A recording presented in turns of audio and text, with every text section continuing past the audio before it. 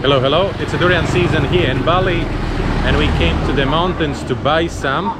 It's gonna be really cheap because everyone has it. Local is the cheapest one. It's about 10,000 kilo. We're gonna check what is it now. Are they giving us tourist price? But we've been actually listening previously when she was selling to the local ones and the price was pretty much the same. And this is a lady we've been always buying that durian, but we'll see. Berapa ini? Ini 130. 130. Berapa kilo? 130. 300 kilogram. 300? Okay. So it's 130 kilo and it's 40 kilo. 3.5 kilos. Yeah. 3.5 kilos. 130 divided by 3. 37 per kilo. 37 per kilo.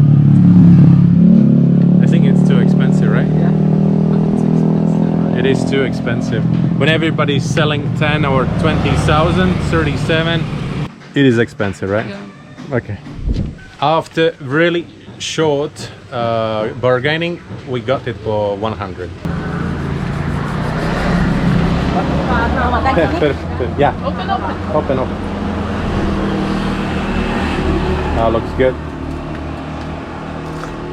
Yeah.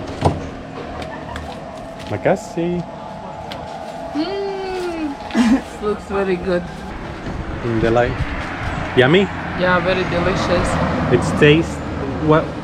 This one is like This is Bangkok. the sticky one. No. Is it in Bangkok? Bangkok. Ah, so this one is Bangkok. So that's why it's a little bit more expensive because the local is cheaper always. Yeah, right. Yeah. Very Okay. delicious. Martin, try. Sweet. Yeah. Okay, I'm taking the next one.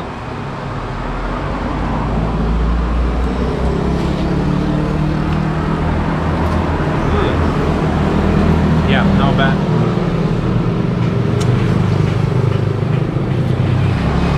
Very sweet. This is really sweet.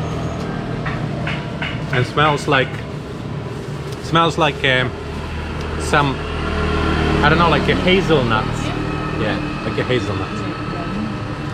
The biggest concern when I start talking about the durian is that it's smelly, but it smells only for those who's not eating it. As long as you start eating it, it smells absolutely amazing. Like we've been always talking. Someone feels this notes of strawberries. Someone at the moment I felt like it's a hazelnut. I don't know, it's super different. And anyways, it's really healthy. And what is interesting, when there is a season of durian, there is always season of mangosteen as well. Durian is a king of the fruits and mangosteen is a queen of the fruits. One is increasing blood pressure, another one is decreasing. Durian increasing, mangosteen decreasing blood pressure. Okay, we've got durian, we got mangosteen. So now we're gonna go back home and then I will tell you something what happened last night. But that's a little bit late.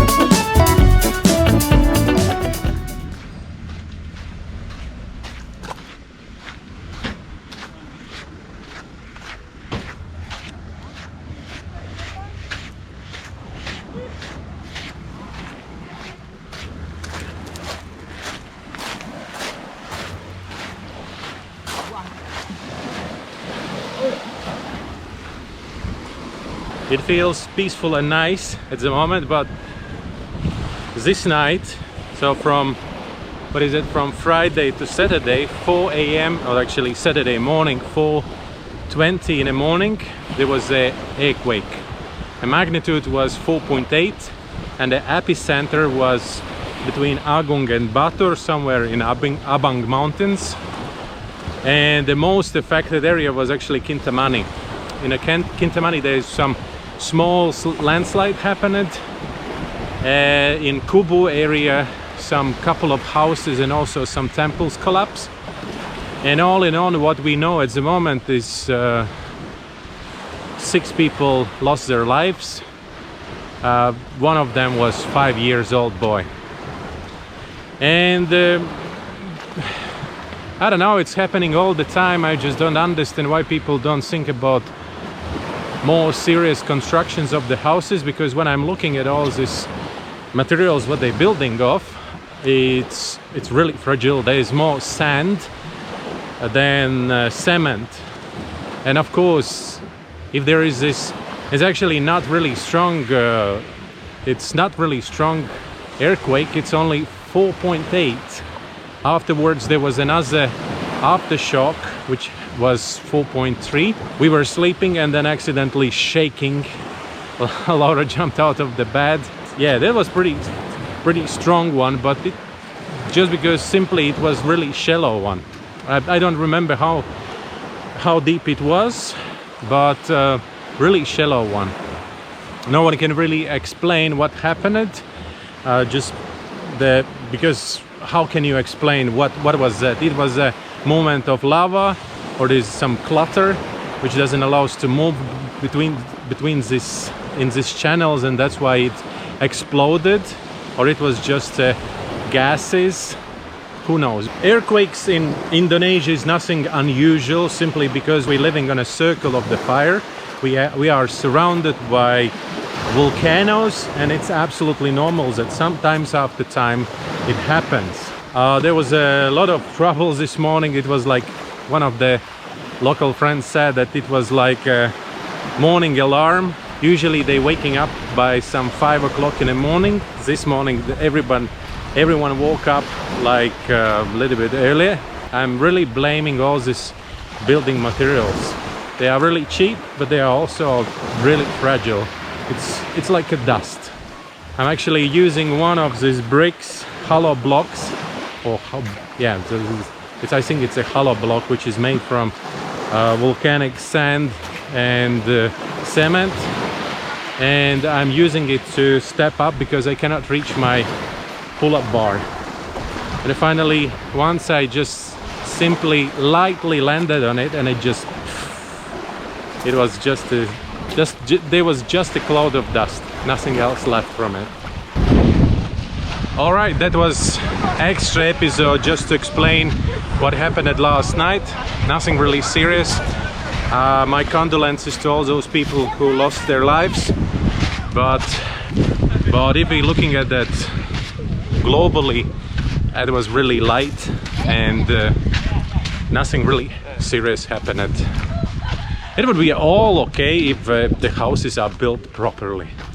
Yeah, but everybody's trying to save on materials. No one is that rich to build from expensive materials, so that's why it's happening. And look how good actually our streets start to look. I hope they will put on the asphalt soon, so that it will be really enjoyable driving on this street. I know this street for about all the time what I'm living here, about 5 years. It's always been really terrible, full of holes. Someone crashed pretty seriously also on the street just because been driving not enough carefully. Haven't been driving carefully enough, but yeah. All right, thank you very much for watching. Follow, subscribe, and see you on Monday again. Bye.